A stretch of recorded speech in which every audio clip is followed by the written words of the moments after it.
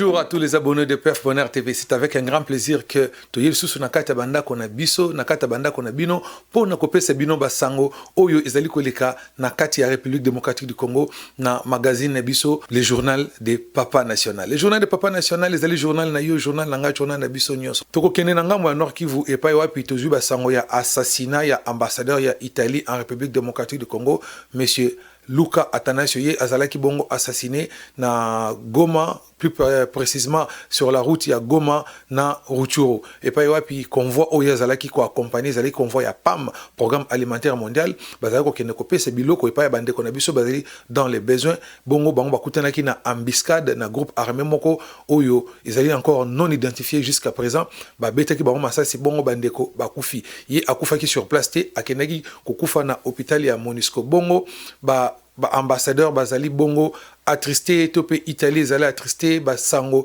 ezali ko uta epai ba message ezali ko uta epai tolanda reportage oyo ya bande konabiso actualité CD ba télébiso bongo tokozonga pona ko continuer na makambo ezali ko leka na kata République démocratique du Congo pour te insécurité na mboka na biso ezali ko silate toloba te soki tolobi ndeto memi ngambo oyo nyonso ezana ngona modèle kaka Tolanda. L'information que nous espérons, c'est par rapport à fait que l'embuscade tendue ce matin contre les véhicules de l'ONG PAM. D'abord, il y avait 5 personnes à peu près, parmi lesquelles l'ambassadeur italien qui vient d'échapper de justesse grâce à la bravoure de la coalition FARDC et Fogal, qui ont mené des attaques pour récupérer cette alliance de l'habitaire. Il n'y a pas de mots.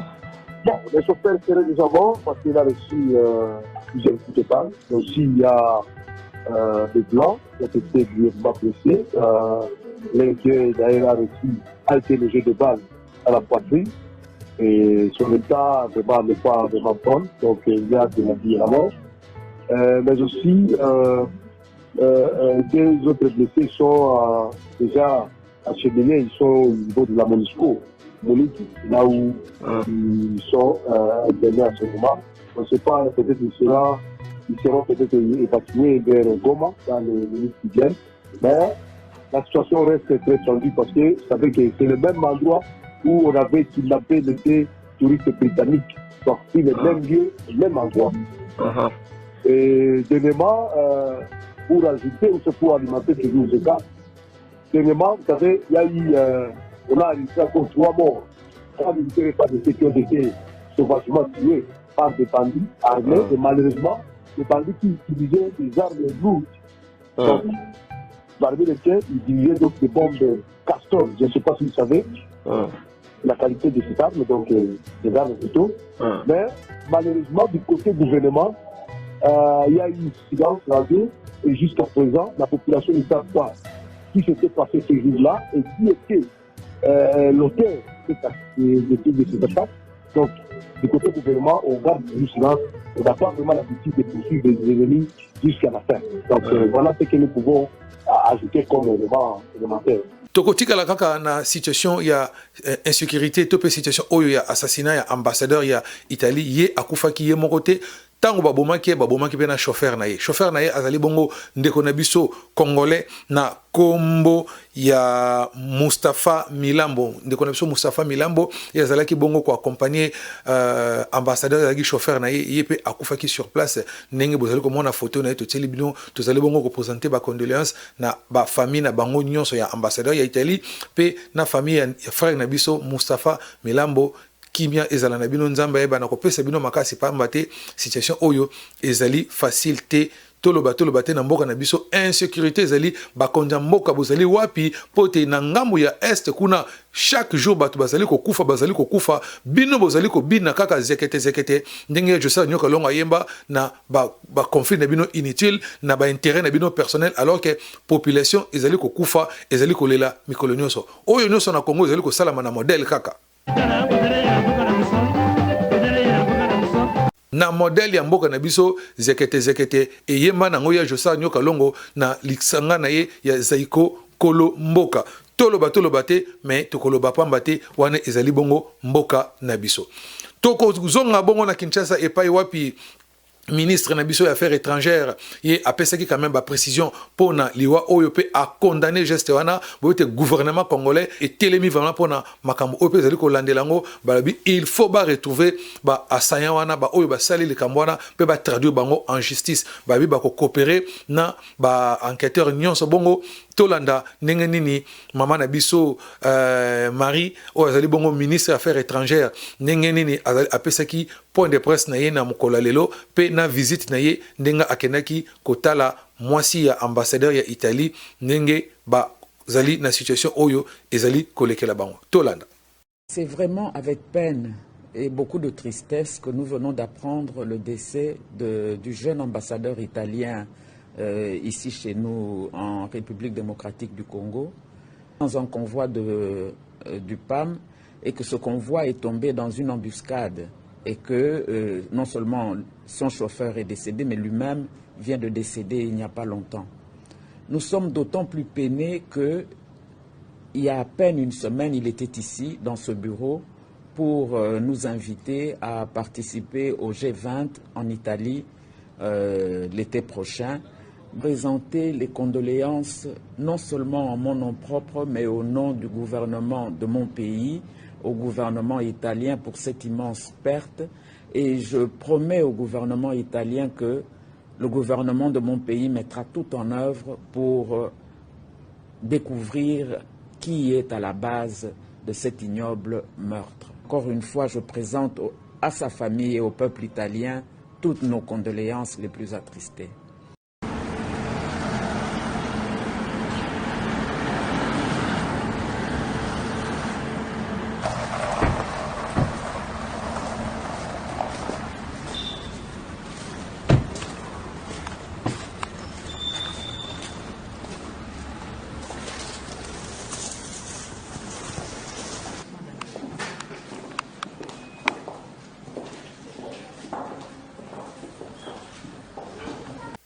nyonso na Congo esalamaka kaka na modèle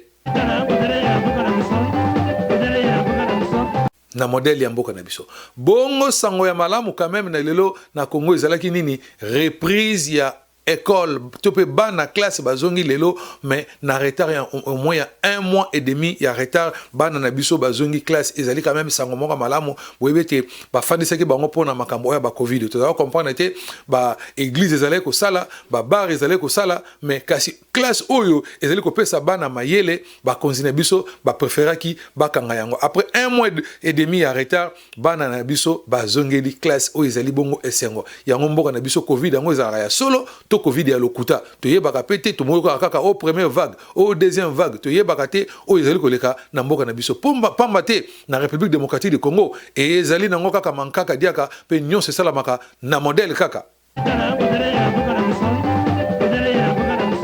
na modèle ya mboka na biso zekete bongo tokozonga lisusu na ngambo ya Beni kaka kuna na este epai wapi batu oyo ya ADF na lu to pe groupe ya rebelle to bengi ADF na lu bango babomaki encore 5 personnes na ngambo ya Goma bakonza Congo bozali koyoka pasi oyo ya population te bino kuna bokufi kaka union sacrée o PPRD sili o nani oyo Joseph Kabila akimi o boyena boye me bandeko na biso bazali ko kufa na ngambo ya Beni na este kuna mikolo bozali komona to bozali komona te insécurité oyo zali na Congo oyo et si la kaka te ndenge nini mbula na mbula to continue kaka kolela tina 2021 oyo to ko fanda kimete bandeko na biso bazali ko kufa mikolo nyozo bino bozali ko bina na bino zekete na modèle kaka ezali bongo pasi pe ezali bongo mawa na makambo oyo ezali koleka na République démocratique du Congo to zonga kaka na Kinshasa et pas to kusukisa bino moko botala avenue de Willery ndenge tondi après mbula Kinshasa oyo ezalaki soki mbule beti ma esili batu babimi botala avenue de Willery ndenge tondi et mutuka kutu ezali koleka te mais il faut to yela ngonde ba boatu na ba canon rapide pour batu baba na ko déplacer mutake musala a vu canon rapide na ye abimi banda ki consenso abandi kotambola na kati ya mai kino konokoma na musala pe azongi to sala bongo te to sala nini parce que tozali ko comprendre te baka niveau ezali wapi bozali ko tonga bandaku na désordre non urbanisé et voilà ba résultat na ngwa ngoyo tala inondation na kati ya ville ya Kinshasa bino moko bolanda oyo ezali na ngwa kaka mankaka diaka toloba te na modèle kaka ya zekete eyemba nango ya Joseph Nyoka Longo basango na biso ya lelo ekomi na suka kasi liboso ya kosilisa bolanda publicité oyo ya ndeko na biso azali kosala business na ye ya import export awa na Montréal na kombo ya Zako Mobiala ye azali bongo leki ya King Kester mene ya pe business na ye ezali kotambola malamu yo oyo zana posa ya kosala mikotinda container na République démocratique du Congo na République du Congo bo sala ba container awa na Montréal bo contacter monsieur Zako bolanda publicité oyo.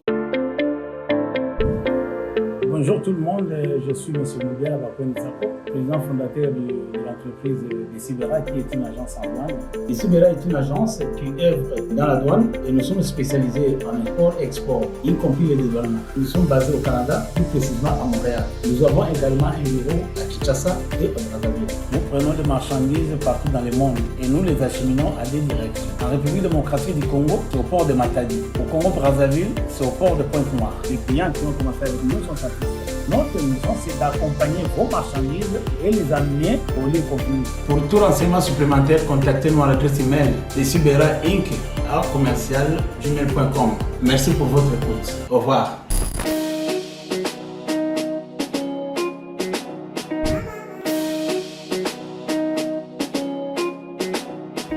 Moi, je suis au Congo, je suis au Decibera yango eye pona bino pona ba contact nyonso ba numéro yango nazo leka na scène mais toutefois nazo pesa bino yango na Montréal awa tozali na 345 7583 na Kinshasa tozali na plus 243 89 712 81 04 Decibera na bino yango wana oyo mango malamu bote na bino nyonso botika malamu. Bande konzambe apambola bino epai wapi bozwami bino nyonso na République démocratique du Congo pe na diaspora congolaise nyonso partout dans le monde. Nzambe apambola bino bobo sanate bo s'abonner na chaîne na biso bo partager vidéo oyo ezali bongo le journal de papa national yango pesa maka na modèle kaka ya mboka na biso nde tokutana na mbala sima. Nzambe apambola biso.